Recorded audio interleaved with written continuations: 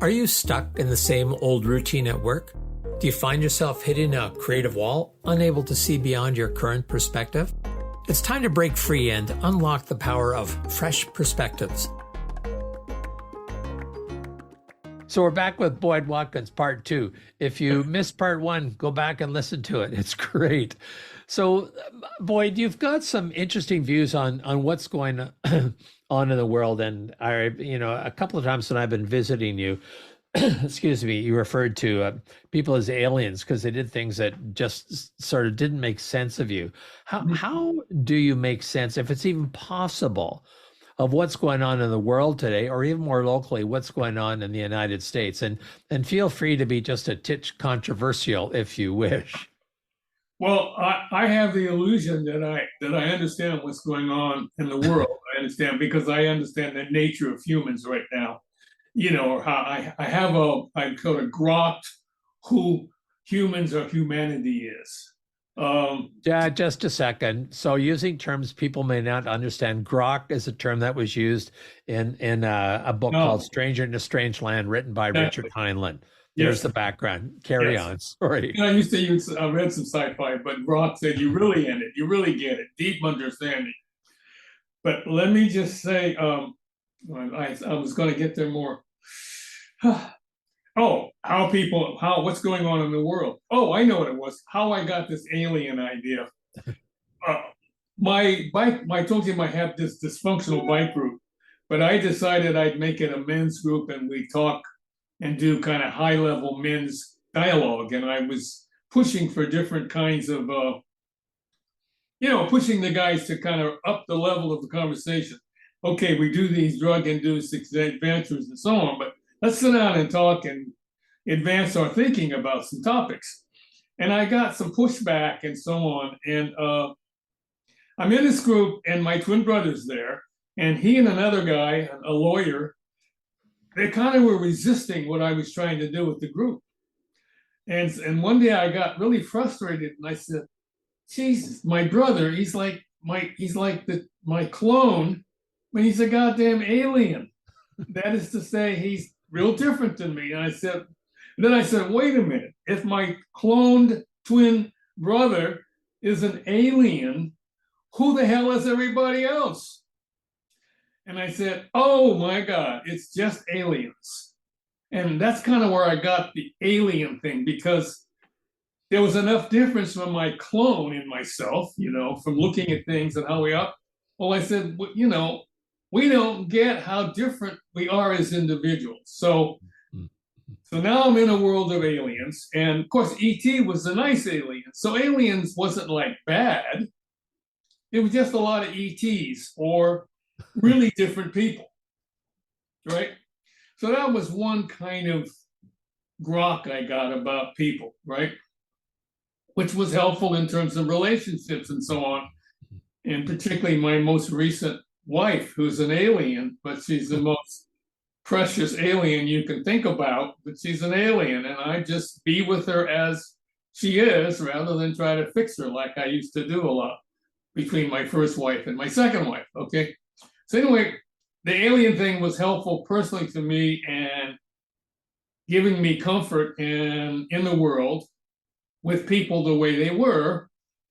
But at that time, I wasn't looking at the world turning to crap as it is now. I wasn't looking to this divisive factor between Americans. I mean, you had countries that were alien, you had communists, blah, blah, blah, and all that, but we didn't have the concept of Americans being so divided as we do today. And of course, you try to look outside of our own divisiveness or our own dysfunction. I mean, our Congress, which is now like a circus, if you will. You try to look out that, well, where is this not going on? Where are people not being really dysfunctional? And you go, people are dysfunctional collectively.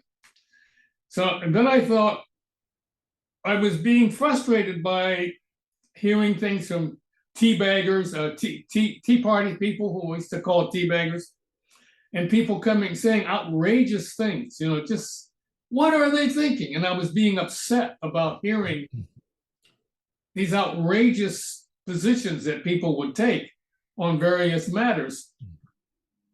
And and then it occurred to me that, well, I guess I did some reading as well. Some social psychologists were explaining how they would model people. One guy particularly wrote a book called The Righteous Mind. And it kind of characterized people as a kind of how they think and how their database is something they inherit, but then they can't get away from it. It's just like limits their ability to see anything else. So kind of looking at the fundamental dysfunction or dysfunction that people do or have.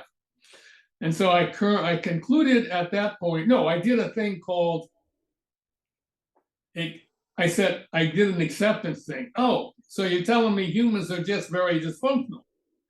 And I went, oh, I'm really disappointed that I wanted people to be loving and, good at heart and doing and accelerating or achieving or advancing. I used to read sci-fi books about advanced cultures and civilization. I wanted people to just keep getting better and better.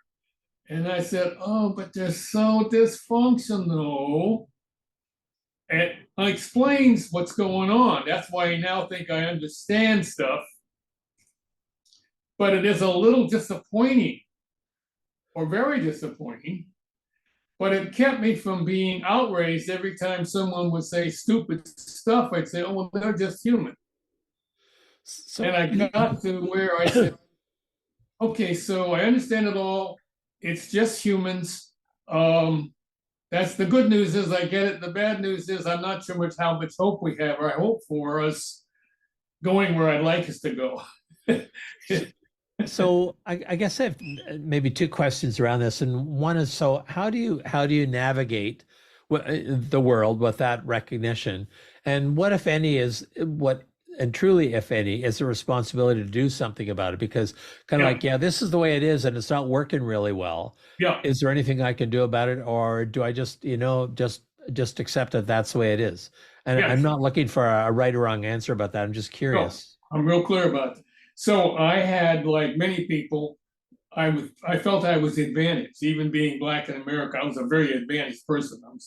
And so I was supposed to make a difference in the world. And so I had this thing about making a difference. So NRL was also about making a difference. Mm-hmm. And let me just have one thing I want.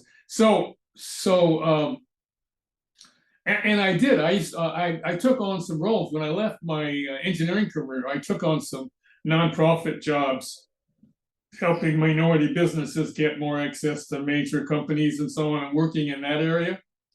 And also doing some work in the affirmative action area with people, sort of consulting. And again, running up against dysfunctionality, both with individuals and then the concept of organizations, being dysfunctional as well, just looking at all of that.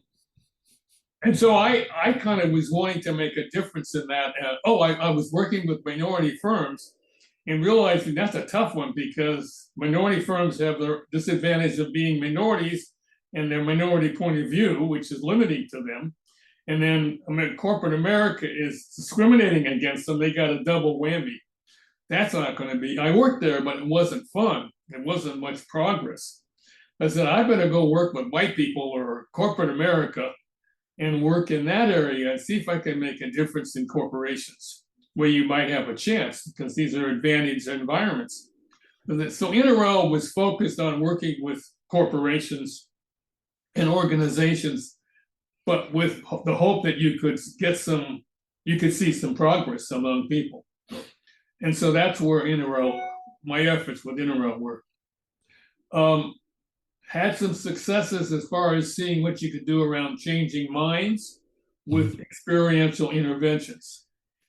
And so that was encouraging, and NRL, and using devices like NRL developed.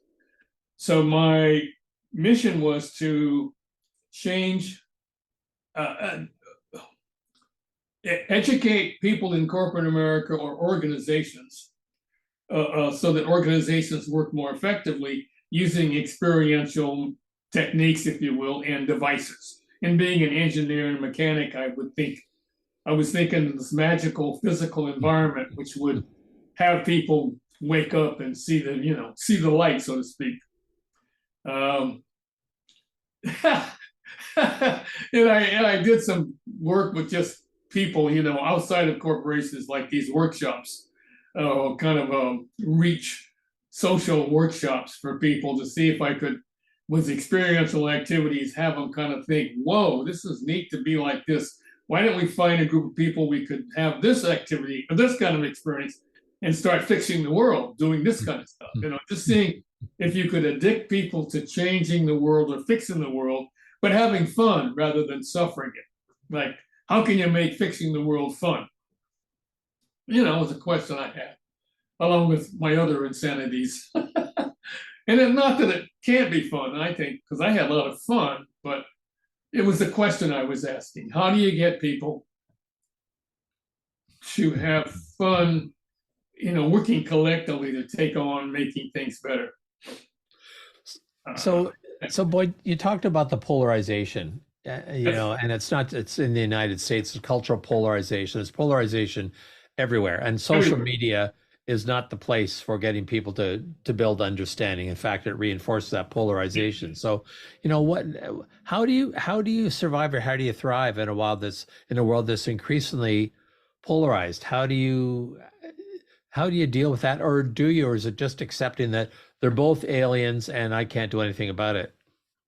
A little of both.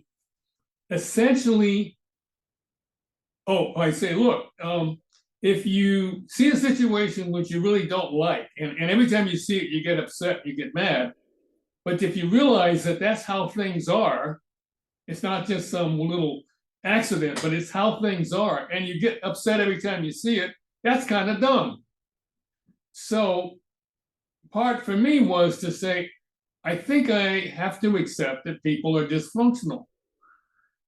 That's a disappointment, but I'm not going to get upset every time it shows up. I can be with it. In fact, it's surrendering to what is rather than fighting what is. Gave me peace in my life. Made it easier for me. I've spent a lot less time being angry. I can hear some really dumb stuff out there and not get really angry. So I'm gonna push on this, and and you may not like me anymore, but that's or any less. But that kind of feels like just giving up. Yeah, of course it does. And the reason I am comfortable doing that now is that I spent a lot of effort with NRL and prior to NRL trying to make a difference or making a difference in the world, and maybe made a little difference. But I did my bit to try to fix the world, if you will, or fix things, right? I did my time in the trenches. So I've done my bit. And right now in my life at 86, I can kind of kick back and go, well, okay. And by the way, I have a role model that I kind of got somewhere along the process of doing all this new agey education and all that. And it was the Indian guru in India, very dysfunctional country. As Trump would say, a shithole country. Pardon the English, French rather. And the guru can sit on a pile of doo-doo in this terrible environment and seeing the suffering of humanity and so on, and be in a bliss state. They can sit there in a bliss state. Mm-hmm.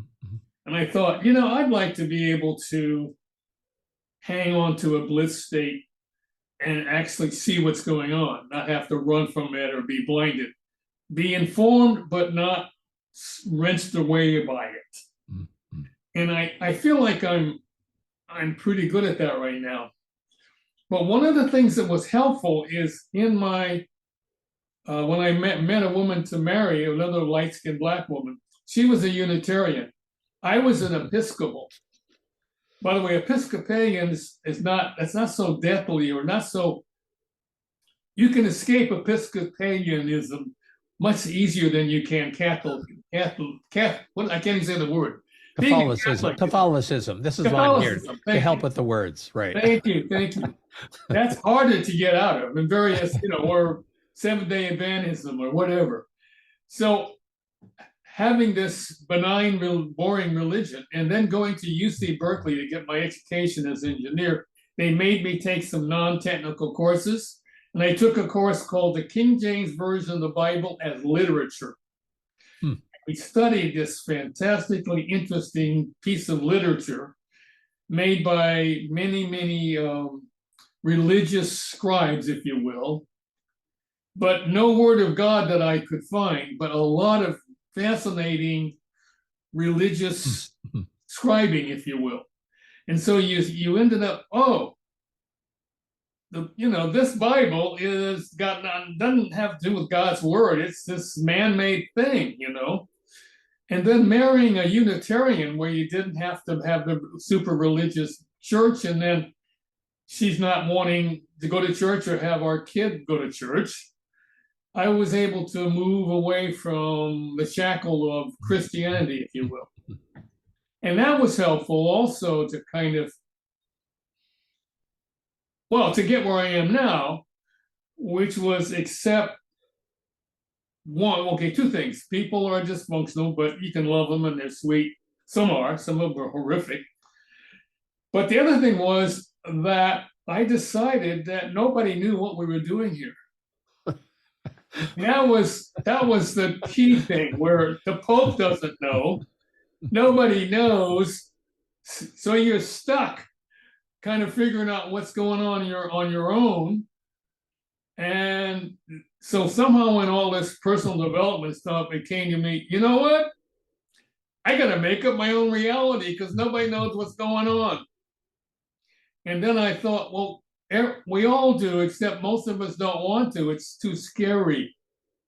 Mm. It's really scary if someone said the only person that can give you comfort in knowing what's going on here is you. And so I know what's going on. What's going on for me is I'm making up a reality that makes me feel good.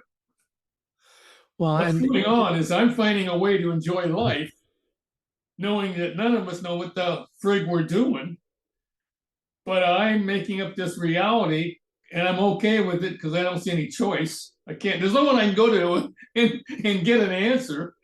I got to make up my own, and I'm going to make up a good one or a happy one, whatever. And so that's what I do. Well, and it kind of sounds like I'm interpreting that the choices you make allow you to be at peace. Absolutely. And sort of that notion of being at peace is, I'm somewhat envious of that. Being the guru in the bliss. I'm not a guru, but being able to keep your bliss, which would be peaceful, I suppose, but I use bliss sometimes. Yeah. Well, yes, you have your own answers that work for you. Well, it's being at peace and having bliss is the same thing to me. Yeah. Yeah. Cool. So that's kind of, and then, in some of these personal development, transformational programs I've been, I would feel for people who are fighting, they're in this thing, and this guy's saying, look, you've been brainwashed by society. You need to wake up and take responsibility for your life and kind of realize that, make some choices, but what you've been doing in the past isn't working too well for you. And I could feel for them wanting some certainty, and the person saying, well, what you're doing now is not working. I can't tell you what to do, but I can tell you better start taking some responsibility for it anyway. Kind of Well, I think there's a big difference between seeking or finding answers and creating your own answers. Things that work for you and being in a way, your own guru, your own source of peace or whatever. That's very cool. A lot easier if you can get there. Yeah. It's kind of scary, but I kind of recommend it. So, Boyd, thank you very much for your time. I kind of have a hunch that we're going to have another conversation about something else in the future, but these two have been certainly great for me, interesting for me, and learning new things about you, which is always quite wonderful, and discovering what are fresh perspectives for me and hopefully for others as well. So, I wish you much time in your on your pile, but being able to be blissful. And I look forward to the time when I can come and visit you again in San Francisco. And it looks like from that finger up there, you have something else you'd like to say. Well, just in terms of you are in my interrail career, I wasn't doing it for money so much. I just wanted the money to do what I wanted to do. One of the blessings or the things that I feel rewarded by in that is that I get to meet and work with people like you who are out there making a difference or contributing society working. So I would never get to meet folks of your caliber to contribute to society like you do if I hadn't picked this kind of interrail crusade business that I got into. So that's one of the benefits of it. I'm grateful to that. Well, I think we both won in being able to develop this relationship, which I really appreciate. Okay, well, it's all good. Thank you very much, Boyd Watkins. Thanks for letting me babble. Subscribe now, because on Fresh Perspectives, every episode is an opportunity to explore new horizons and redefine what's achievable.